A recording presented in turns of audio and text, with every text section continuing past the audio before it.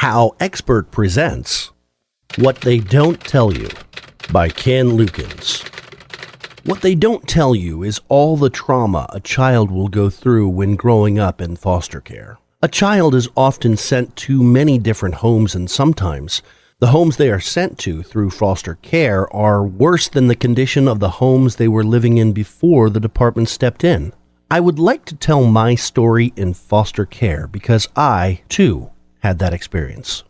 I was 13 the first time I was sent back into foster care after being adopted 10 years earlier. My father had passed away about 6 years prior, and he was the reason that I was able to be adopted by them in the first place. 13, as I looked upon the house where I would be in a therapeutic foster home that wasn't actually very therapeutic. I had been placed into a higher level of care foster home because I had been doing illegal things in my home life, and they were hoping to fix a broken child. That being the reason most people do foster care, and one of the worst ways to go into it. She wasn't a very kind person, to be honest.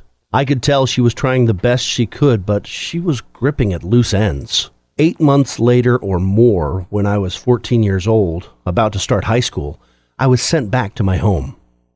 Let me give you some background. My mother was not a bad mom. Never. She was trying in the only way she knew how to raise 2 teenagers on her own, trying her hardest not to give up and pretend to be strong because at the end of the day, she was a widow. She missed her husband every single day and was trying her hardest to learn to be okay with the hardest thing anyone must go through. My mom was 65 when she adopted my brother and I. She didn't even know how to show love, is my guess. She got sick when I was around 14, almost 15, started having strokes left and right. She was my hero at the end of the day, her strength and courage to keep pushing through. At the end of the day, I am so thankful for her spirit and drive. There were things in the home, though, going on behind the scenes. Not even she really knew what was happening. Her boyfriend was an alcoholic. She knew that much. We will call him V.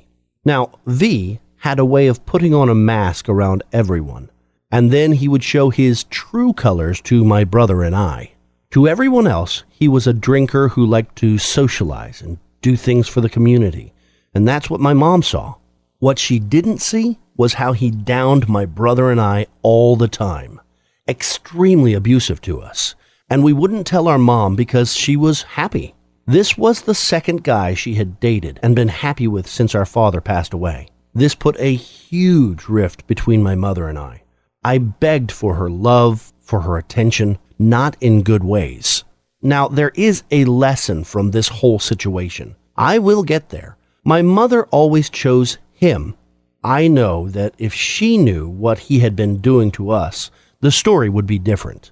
One day, when I was 14, I was sitting in the car with my mom, and I told her, "Mother, I need you to choose between me or him. I can't do this anymore."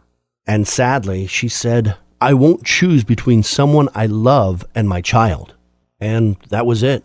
What was left of our relationship went downhill. It hadn't been the same in a while. We were always yelling at each other, always arguing. I was always taking care of her. I didn't have much of a life anymore. My entire life revolved around her and how she was doing. Finally, I had enough. By this time, I was 15. I couldn't take it anymore. I had my therapy appointment that was supposed to be monthly, but I never went, so it had been 6 months, and I was really losing myself. I went to my therapy, and I cried the entire time. I was so gone. I didn't even know who I was anymore. I didn't want to live anymore. I didn't want to exist anymore. I told my therapist I couldn't do it anymore. I told her everything. She reported it to the Department of Child Safety. That Saturday, I was taken into custody. I was terrified, but I knew it had to happen. I needed to get myself better. I was put into a juvie shelter for runaways and foster kids and for people in juvie custody. I decided that while I was in the shelter, I would work on myself. It was really hard. I went downhill even more. The shelter was traumatizing, and I was extremely alone. I had no one that I trusted through and through, except for a girl who worked there that was there the night I came in. After the shelter, I was sent to a foster home. The home was terrible. It was extremely hard, and the foster parents had some unknown hate against me for no reason. I couldn't even figure it out. I requested to leave after I had been there for almost 2 years. After that, I was sent to a home in Flagstaff. In this home, I was finally able to work on myself and who I wanted to be. I was finally feeling safe and happy. Finally, being in a home I was taken care of in. It was a huge change. I could finally breathe. They did not have to take me in. They chose to, and it meant a lot to me. Now, let's talk about the lesson learned from my childhood story. Never let anyone make you lose yourself. If you are going through something with your mental health and you feel like there's nothing you can do, always ask for help. There will always be someone who can help you get on your feet.